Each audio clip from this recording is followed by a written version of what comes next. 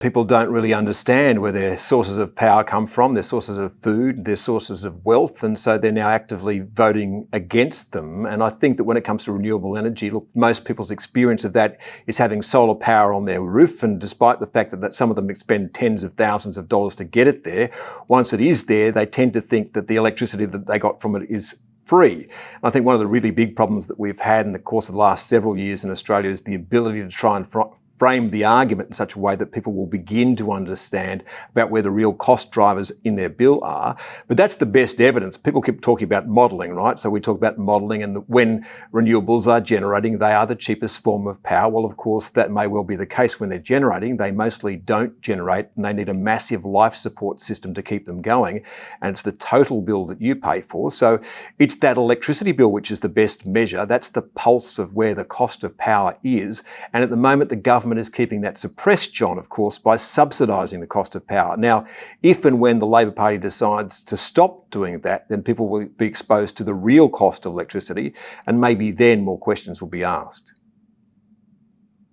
In broad terms, the cost of electricity in Australia has risen by around 70% over the last 10 years, as I understand it. That's a big rise in real terms. Absolutely. And what's more, the greater portion of that and the fastest rise in it has come with the increase in the penetration of renewables. It's also now acknowledged that it has damaged our GDP. We have a cost of living crisis.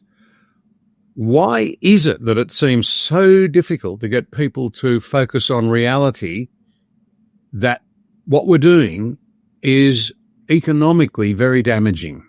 Yeah, and it is terribly difficult because mostly people don't understand the systems which keep them alive. And so electricity being one of the really important ones. And you're dead right. You can put a pin in when we started to increase the amount of renewables on the grid and track the rise of electricity prices alongside it.